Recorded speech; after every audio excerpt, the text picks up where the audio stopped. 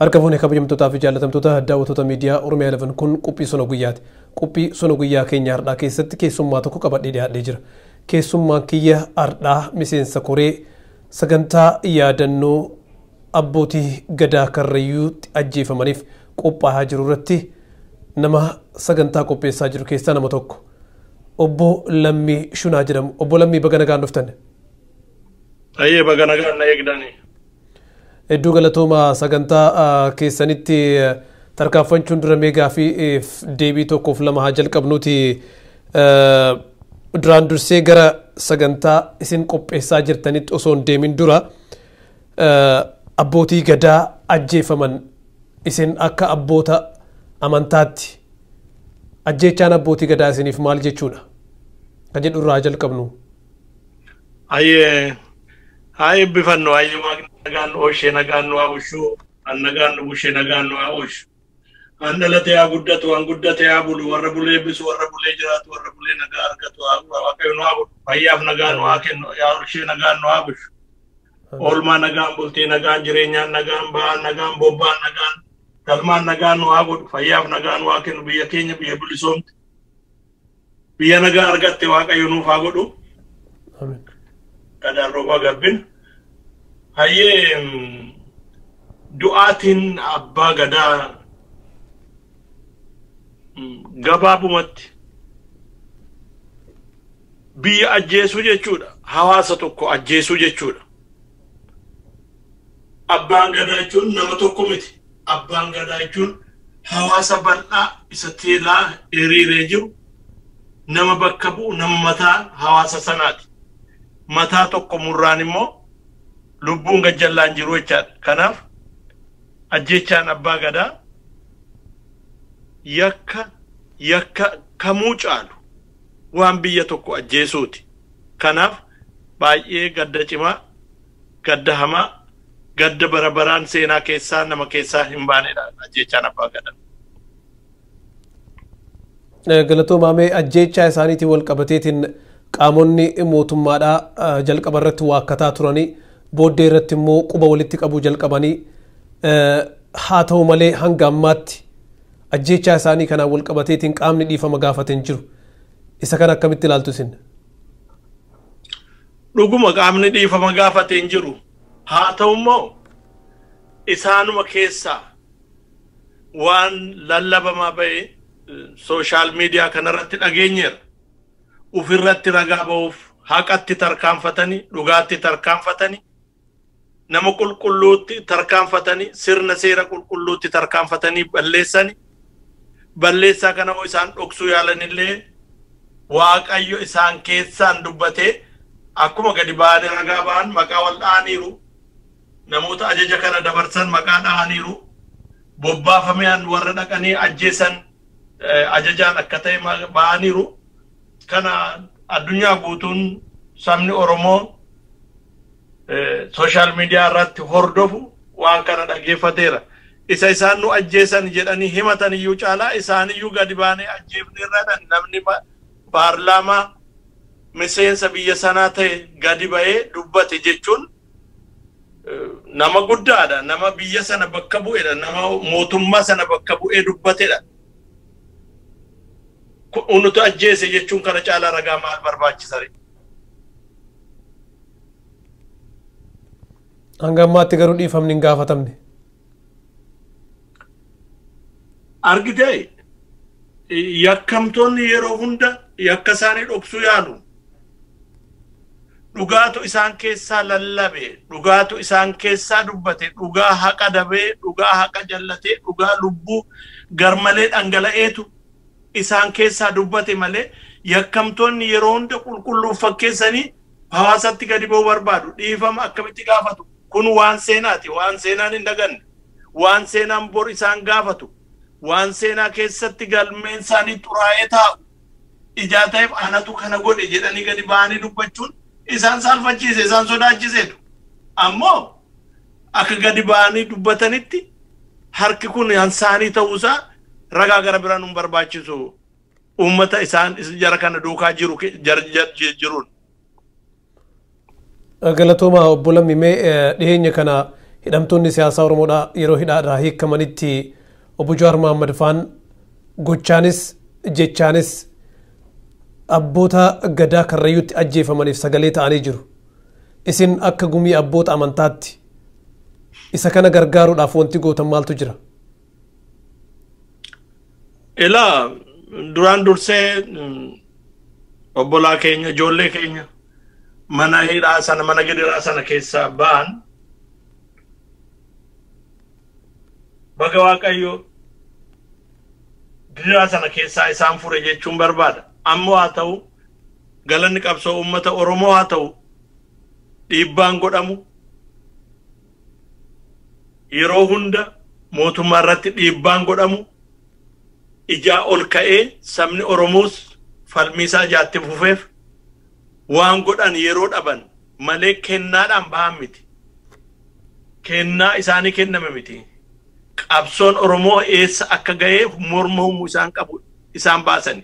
Garuu jara kana ilaasha Oromoon halkanii guyyaa otoo dandunuunfatiin ijaa duukaa bu'ee eege malee isaaniin iyyuu waan nagaa fudhatanii gadarsan miti. Yaalaniiru dhaqanii ajjeesuuf Jawaarin dhaqanii halkaniin fudhachuuf dhaqanii yaalaniiru. Garuu dafee humna saba Oromoo qaqqabu ergaan kun akkas ta'e mu jedhanii sodaatanii harka keessaa fudhatan malee jarri kun waan qaroo Oromoo ta'e waan beekaa Oromoo ta'e waan karaa dura deemaa Oromoo ta'e hundumaa balleessuuf namoota karoorfatanidha. Karoora kan ammoo Oromoodhaan ciminaan dura dhaabatee fashalsiisaa irraa waasaa jiru. Bahuu isaaniitti hedduu gammanne ammoo warri hafanis warri ilmaan Oromoo ija Oromoo ta'an qaroon Oromoo hoogganootni Oromoo ammallee gidiraa argaa jiran ilmaan Oromoo kumaatamaan lakkaaman gidiraa argamanillee hiikamuu qabu. Dhiibbaan kun karaa saba Oromoo ammallee itti fufuu qaba. Karaa qabsaa'ota Oromoo dhiibbaan kun itti fufuu qaba. Malee namoota ba'an 3 4 5 dhaashatee isaaniin qofaa eega miti Oromoon galma qabsoo isaa eega bilisummaa isaa eega. Bilisummaa isaaf immoo namoonni gidiraman sun hundu bilisa ta'anii saba Oromoo hoogganu saba Oromoo dura deemu kaayyoo qabsoo Oromoo milkeessuu qabu. Kana galatoomaa gara sagantaa keessanitti adeemnuti sanbata guddaa dhufaa jiru kana sagantaa yaadannoo qopheessuu jirtanii mee sagantaa sanarraa nutti himame sagantaan sun sagantaa akkamiiti? Egaa mudde tokko bara 2021 abbootii gadaa Karrayyuu yaa gadaa michillee yeroo ammaa baalleen isaan harka jiru jechaadha. Bakka isaan doorii ta'anitti doorii jechuun marii galgalaaf ta'anii seera isaanii guuttatanii seera isaaniitiif han araaraa han eebbaa han hojii gaggeessummaa han hawaasa kana gidduutti nagaa buusu dubbachuuf seera isaanii guuttatanii bakka ta'anii jiranitti humni mootummaan ergame jara kana yaa gadaa kana keessaa namoota 14 battala tokkotti ajjeesanii nu jalaa wareeganiiru. Namoonni du'an kun akkuma sile jedhe mataa biyyaa, mataa Oromoo, hayyuu Oromoo, beektota Oromoo hawaasa faca'ee jiru sana hangaggeessu, hankaraarra buusu, han hoogganu. Jara kana dhabuun Oromoo hundatti irrate, Oromoo hundatu gadde, Ormana Oromoo hundaa gadda seensisan. Maalinnaan waan guddisanii jara kana waggaa 40 guutuu Oromoon guddisate waggaa 40 guutuu yaa gadaa keessa yaa'anii dabballee irraa kaasanii gaammee ta'anii kuusa ta'anii raaba ta'anii gadaa ta'anii waggaa 40 barsiisee nyaachisee obaasee deemsisee gooroo marmaarsisee sirna gadaaf seera gadaa barsiisee asiin gaate bara salphaa miti yeroo salphaa miti hawaasa kana keessa nama muraasa kana filatanii isaan kana biyya bulcha isaan kana nu gaggeessa isaan kanatu mataa keenya isaan kanatu qaroo keenya isaan keenyatu hamaaf tola dubbii hamaa dhuftu dubbii gaarii dhuftu addanuu buusa jedhee sabni Oromoo bakka buufate keessumaa yaa'i gadaa michillee miseensi gadaa michillee Karrayyuu namoota kana bakka buufateera jechaadha. Namoota bakka bu'an kanadha. Jarri kun akka hin banneef seenaan jara kana badee akka nafneef abbootiin amantaa waliigala abbootiin amantaa Oromoo waliigala gumii waaqeffannaa addunyaarraa gumii abbootii musliimaarraa gumii abbootii kiristaanaarraa walitti dhufnee waan kun dhimma Oromooti dhimma gadaati dhimma bilisummaa keenya egeree boruuti ajjeechaan ta'e kun bara jireenya gadaa keessatti hammanni walitti dhumu irraa darbaan jalaa jalaan ajjeefamaniiru miliqfamaniiru namni akka abbaa Liiban Dabbasaa Guyyoo laayibireeriin Oromoo qaroon Oromoo biyya lafaa kanarra deeme waan Oromoon qabu namni barsiise abbaa gadaa Liiban Dabbasaa Guyyoo nama tokko miti biyya faranjii dhaqe faranjiin qaaniin beeku yoo sirbi jedhan sirbee yoo geerare akkamitti Oromoon geeraredhaan geerare yoo utaaleen akkamitti Oromoon utaala yoo barsiifatu Oromoon akkamitti barsiisa yoo sagadu Oromoon akkamitti sagada yoo jireenya isaa keessatti jiruuf jireenya isaa akkamitti gaggeessatu yommuu jedhan jaarsummaan manguddummaan otoo gadi san qabiin sirbee agarsiisee eebbisee agarsiisee barsiisee agarsiisee nama godhe kana Keeniyaatti adamsanii nu jalaa nyaatan. Kun waan Oromoon qabu waan Oromoon gara fuulduraatti keessa hoo jiraate nagaa argatee jiraatu balleessuuf kana godhu. Han isaan kanallee kanarraan adda miti. Qaroo Oromoo yaa amma kana takkaadhaan ajjeesuuf yaadannoof galmee seenaa keessa akka taa'u galmee seenaa keessatti maqaan isaanii bara baraan akka jiraatu abbootiin amantaa Oromoo waltajjii kana qopheessaniiru jechaadha. Galatooma Obbo Lammii sagantaan kun eessatti qophaa'aa bifa kamiin qophaa'aa bu'aan sagantaa kanaa maali? Sagantaan kun bifa zuumiidhaan addunyaa mararraa wal qunnamee hundumtuu keessatti qooda fudhatee biyya adda addaarraa akka qooda keessa fudhatanii guyyaa kana isaaniif kenninee guyyaan kun guyyaa isaanii ta'ee yaadannoon guyyaa kanaa isaanii ta'ee warri seenaa keessatti muuxannoo guddaa qaban warri seenaa barreessan warri aadaa barreessan warri amantee barreessan namoonni adda addaan kana waltajjii kanarratti argamu waltajjii kanarratti argamanii muuxannoo bara darbeef jireenya bara gadaa keessatti darbeef han amma keessa jirruuf hangara fuulduraatti ta'uu danda'u namoota qaroo Oromoon qabdu warra nu barsiisantu warra kana yaadachiisantu maaliif dhumaatiin Oromoo dhumaatiin gadaa har'a jalqabe miti lafti Oromoon lafti gadaan dhaabate hundumtu akka eebootti akka waraanaatti sodaata diin kanaaf waan kana balleessuuf bara dheeraa jalqaban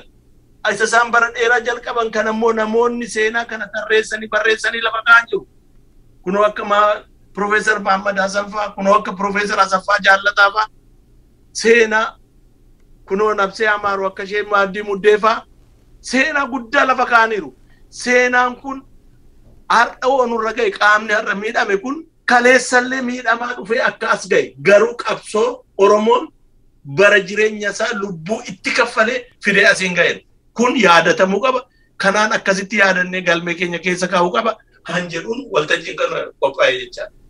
Galatooma Obbo Lammii gara kana booda hoo isin akkuma wajjin argaa jirru kanatti ajjeechaan abboota amantaa ajjeechaan abbootii gadaa Oromoodhaa yoo kan itti fufu taateef isin akka abboota gumii abbootii amantaatti wanti godhuudhaaf karoorfattan maaltu jira sagantaa yaadannootiin ala jechuudha. Unutu har'a qofaa jedha miti hayyoonni jedhanii darbaniiru hayyuun hedduun dubbatee darbeera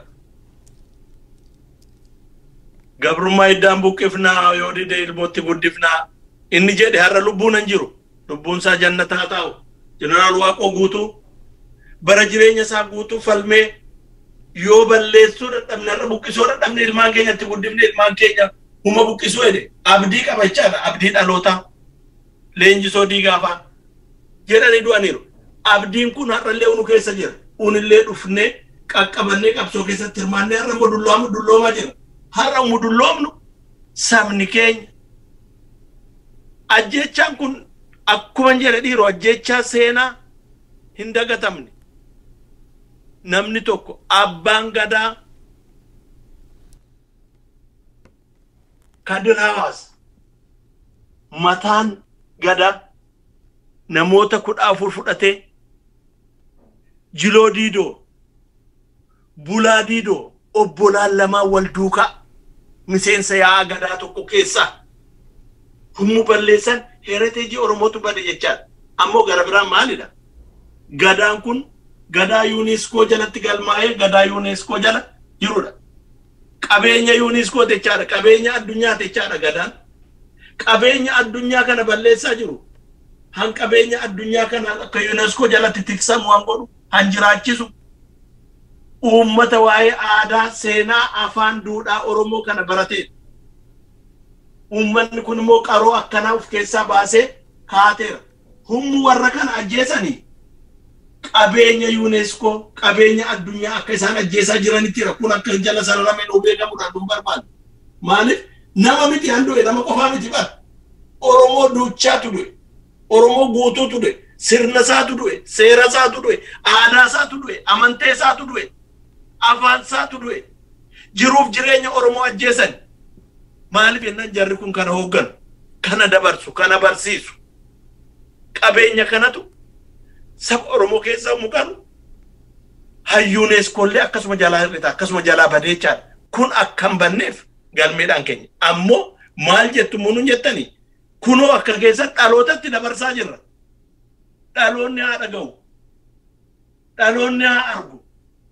Dhaloonni eger as deemu egereen dhalootaa akkamitti Oromoon akka mataansaa bade, akka aadaansaa, akka seenaansaa, akka safuunsaa, akka laguunsaa bade. Laguudha. Gaaddisa gadaa dhaqanii isaani jarriyyuu sibiila qabatanii dhaqanii meeshaa waraanaa dhiisi. Maaliif bakka nagaan itti bu'u, bakka araarri itti bu'u, bakka jaalalli itti bu'u, bakka mariin itti gaggeeffamu malee bakka sibiila qarayyuu fudhatanii dhaqanii hummus. Akkasitti dhaqanii jara kana ajjeesan. Kana Oromoon baruu qaba. Kana Oromoon dhaga'uu qaba. Seenaan jala kana galmaa'ee bara baraan taa'uu qaba. UNESCOon kana galmeeffatee kaa'achuu qaba. Akkamitti akka qabeenyi isaa badu. Akkamitti qabeenyi isaa cunqursitootaan akkanitti biyya adda addaa keessatti badaa jiru galmeeffatuu kaa'uu qaba. Oromoon illee kana galmeessisee kaa'uu qaba. Unimmoo rakkoo kana dhaamsa kana ijoollee keenyatti dabarsina. Warri jiranii, warri lubbuudhaan jiranii, warra har'a dirree falmaarra jiran immoo falmaa kana itti fufanii akka gumaa kana baasan barbaanna. Gumaan dhiigaa dhiigumaan baati. Argite? Kun waan gadaan kaleessa qabu. Gumaan dhiigaa kadhaadhaan hin deebistu. Gumaa dhiigaa maaliin hin deebistu? Garuu namni gumaa kanaaf falmu, dargaggeessni gumaa kanaaf dhaabatu dhaga'uu qaba. Bara isaati, gadaa isaati, waan gadaan keessatti kenne, bara gadaa keessi qaqqabachiise, keessa deemtee, ofirratti fudhattee, du'a ootee fudhattee, barsiisota ofirratti fudhattee, jiraachisoota ofirratti fudhattee, misoomsota ofirratti fudhatteetu. Akka jedhe beekte abbaa gadaa Adidooyyoo Jiloo Leencoo jedhan. Barri gadaa isaa gahee aangoo baallii fudhachuuf otoo deemaa jiru duratti ayyaantu dhageessifatu, ayyaantu agarsiifatu, kaayoo milkii naa ilaalidhanii warra qaalluu, warra ayyaantuu, warra raagduu dhaqu. Achi dhaqanii ilaalii abbaa gadaa Adidooyyoo kun adaqee mo'ilaayfatu yaa Adidooyyoo yoo karaa gubbaa mirgaatiin gadi galte lubbuu dheeratta hin jiraatta. Saba keetti garuu kaayoo milkiin kee hin badaa. Garuu karaa gajjallaa bitaa mirgaatiin immoo deebitee ol galtee immoo dhaqxee baallee fudhatte. Sabni kee badhaadhatti darba ati lubbuun dheerattutti jedhan. Hayyee akkasii maarree namni saba isaaf du'e nama lubbuun jiru fakkaata jedhee karaa du'u sana galee waggaa lama booda gadaa isaarraa du'e Adidooyyoo Jiloo Leencoo argaa dhageettiin kanan barsiisa. Kanaaf waan gadaan keessatti fide waan jireenyi kee yeroon kee sitti fide akka dhala namaa tokkotti keessaa immoo akka ilma Oromoo tokkotti waan kana dura dhaabbachuun falmuun falmii kana bakkaan ga'uun dhiigni namoota dhangala'e kana warra ajjeesee irraa qofaarraa iyyamiti warra didee dhaggeeffatu warra otoo dhaga'uu callise warra otoo dhaga'uu otoo humna qabu otoo dandeettii qabu otoo meeshaa qabu irratti falmee gumaa kana baasuu otoo danda'u warra callise illee ni ilaallata. Cubbuudhaan oliiti cubbuu daangaa darbe cubbuu laguu darbe cubbuu safuun Oromoo itti dhiitame cubbuu laguun Oromoo irratti tarkaanfatame qeen Oromoo hundatti gaddi seene namni walitti yaa'ee falmii irratti wal ajjeesee wal fixe homaa miti lola garuu nama harka qullaa taa'u nama fuula waaqaa dhaabatee fuula waaqaa taa'ee marii nagaa mari'ataa jirutti namni ajjeesuun cubbuu daangaa darbe. Kanaaf cubbuu kan dhalataan amma akka falmatullee kabakkeetti deebisuun barbaannaa jechaadha. Kanuma jedhu. Galatooma obbo Lammii mee gara sagantaa keenya goolabuutti adeemnuti. Isin yeroo ammaa kana uummanni Oromoodhaa amantii garaagaraa hordofaa. Gumiin abboota amantaa kun rakkinoota yeroo tokko tokko amantiidhaan wal qabatanii hawaasa Oromoo keessatti uumamaniif wanti isin akka furmaataatti yookiin akka gumii abboota amantaatti lafa kaayattan yoo jiraateef. Ilaa akkana waan saba ofii waan hawaasa ofii akka hawaasaatti waan dhokfatanii gadi qabanii mari'atantu jira. Akka hawaasaatti immoo waan wal duukaa ba'anii wal duukaa ka'anii falmatantu jira. Uni tokko yaada adda addaatiin amantee keenya gidduutti baani keenya gidduutti hoo ka'ee walitti dubbanne walitti sirreessuuf wal qajeeshuuf walitti dubbatama malee badii fi rakkoo hundee Oromoo miidhuuf han dubbatu hin jiru. Maal jennaan hunduu galmisaa Oromiyaa nagaa argatte Oromiyaa badhaate Oromiyaa keessatti ijoolleen ishee amanteedhaan saalaadhaan bifaan kutaadhaan otoo waliin qoodiin keessatti jireenya isaa gaggeeffatanidha. Hawwiin Oromoo hunduu kanuma oddoo fedhee yoo dubbatu garuu aarii mataasaa keessa jiru aariitti xiqqoo mana keessa namnu mana keetti walitti buuta daa'ima keejjinii wal lolta maal keejjinii walitti buuta sana jechuun daangaa cabsee gadi bahee biyya fudhatu miti. Waldhabbiin Oromoo gidduu jiru iccitii Oromooti hankeenya nutu sirreeffata hankeenya nutu qajeeffata beekaatu itti dhalata beekaatu itti guddata hayyuutu itti guddata hayyuu gorsutu hayyuu barsiisutu karaan kun akkas karaan kun karaan qajeeluu qaba karaan kun karaan sirrachuu qaba yoo sirrachuu dide dhaloota dhufuutu rakkootti uumuu danda'a dhaloota dhufuutti akka rakkoon dhufne karaarra buufanna jedhee mari'ata marii kanaaf immoo waltajjiin keenya yeroo hunda abbootii amantaa biratti abbootii aadaa biratti abbootii afaanii biratti banaa kanarratti hin cufamne mari'atamaa jira mari'atame bakki eessatti dhaabata walii galtee tokkummaa Oromoo biratti dhaqee dhaabata malee namni lubbuusaa fudhatee ka'ee jiru kun lubbuusaa tokkitti kana fudhatee gara waaqa isaatti godaana bor garuu hammeenya ati dhiiftee dhiimtutu jireenya hawaasa kee waan jeeqaa jireenya hawaasa kee gaaga'aa jiraatuuf jireenya hawaasa kee immoo akka hin gaaga'amne irratti hojjechuun barbaachisaadha. Kanaaf abbootiin amantaa Oromoo hundi isaaniiyyuu waan kana irratti hojjetaa jiru waan kana irratti deebisaa jiru waan ofii isaanii walitti dubbatan gadi qabatanii araaruun dhukaatamu jiru. Gadi jechuu keenyadha hanga bahee biyyi nu dhaga'ee waan hin jenne akka haala gahaa akka har'a diinni nurra afarsu walii galtee keenya afarsa diinni bara. Akka Oromoo otoo wal taane jedhu dhaggeeffadhaa sooshaal miidiyaa isaanii seenaati. Otoo akka Oromoo wal gargaarra ta'e otoo akka Oromoo tokko taana ta'e otoo akka Oromoo tokkummaadhaan lolla ta'e otoo akka Oromoo afaan tokko taane akkasin taanu jedhu warri kan sana dhugoomsuu hin qabnu sana dhugoomsuu irratti hojjetaa jirra irratti mari'ataa jirra kun immoo hin dhugooma tokkummaa Oromoo bilisummaa Oromootiin immoo kun hin dhugooma jedheen abdadha fayyaa ta'e. Galatooma obbo Lammii mee gara sagantaa keenya haa goolabnuuti rakkina amma hawaasa Oromoo keessatti deemaa jiru kanaaf keessattuu haqa ajjeechaa abbootii gadaa karrayyuutiin wal qabateetiin dhaamsi isin mootummaa biyya bulchaa jiruuf qabdan yoo jiraateef akkasumas waliigalatti dhaamsi isin uummata Oromootiif qabdan yoo jiraateef carraa isinii kenna. Ilaa uummanni keenya hin gaddina fagoof dhiyoodhaa dhala Oromoo ilma Oromoon tala Oromoo abbaa Oromoo haadha Oromoo ta'e bakki gaddi hin jirre hin jiru. Gadda walii galaati. Biyyi keenya dhuguma. Diina humna nu caalaa qabateen qeel Oromoo barbadaa gubataa kaabaa kibbaa dhiyaa lixaa otoo addan baasiin Oromoodhaan Oromummaadhaan waliin dhumaa jiru. Kana isa halagaan godhu kana dhugoomsuu qaba sabni Oromoo. Ijaa tokko taane ijaa Oromoo taane dhumaa jirra. Maaliif nu ajjeesoo inni yoo jedhame gaaffii deebiin gabaabdu. Daafii Oromoo taane qeen Oromoo gubataa jira. Daafiin Oromoo taane dhalataan Oromoo ola deemaan Oromoo du'aa jira. Garuu isaan Oromoodha jedhanii warra nutti duulanii nu fixan kanaaf dhugummaa Oromummaa keenya nama seenaasaaf nama aadaasaaf toora gale ajjeesee du'uuf ufirratti falmee du'uuf nama toora gale qor qalbiin keenya bittinfamuu hin qabu. Takka gara teelaatti yaadaa takka gara fuulduraatti yaadaan hin jiru. Oromiyaan dhiigalmaan isheetiin bilisoomuu qabdi kaleessa jedhanii gootonni kun dhugoomuu qaba. Kun immoo han dhugoomu yoo Oromoon wal duukaa bahee wal duukaa hiriiree galii tokko galma tokkoof dhiyaateen. Kanaaf inni kaan immoo inni irraa fagaatee jiru inni keessa jiru humna qabuun wal gargaaruun ijoollee keenya falmii irratti bobba'anii jiran gargaaruun waan nyaatan waan dhugan ofirraa hanqisne dhuguma manni Oromoo tokko inni keessa jiru inni ala jiru yaaddoo keessa jira. Yaaddoo kana han irraa aanuu dandeenyu waan qabnuun qabsoo keenyaaf falmattoota keenya bira akka dhaabannu saba Oromoof dhaamsa dabarsaa. Mootummaan yakka duguugsa sanyii Oromoo irratti gaggeeffamaa jiru kana dhaabuu qaba.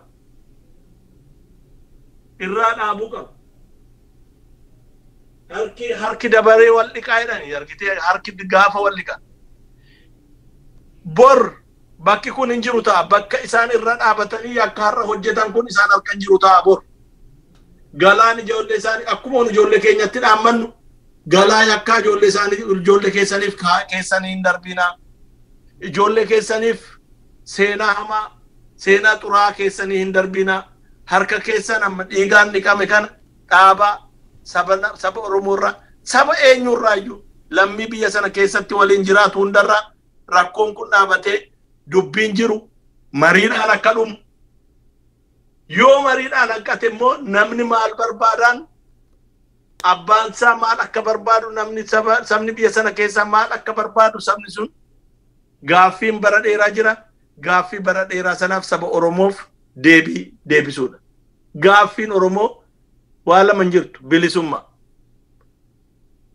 Gaaffiin bilisummaa nagaadhaan biyyi sun rakkoo tokko malee waraansa tokko malee nagaadhaan haa ceetu jedhame gaaffiin saba Oromoo ilmaan keenya kumaatamaan irratti gidiramanii har'alleetti jiran bakkee keessatti akka bosonuu ajjeefamanii mormi irraa kutamee bineensi nyaate dhala namaa jaarraa 21ffaa keessa gabaa keessatti fannisanii gabaa keessatti rasaasatti roobsanii kan ajjeesan galaa ilmaan isaaniif galaa egeree isaaniif galaa maatii isaaniif kaa'aa jiranidha.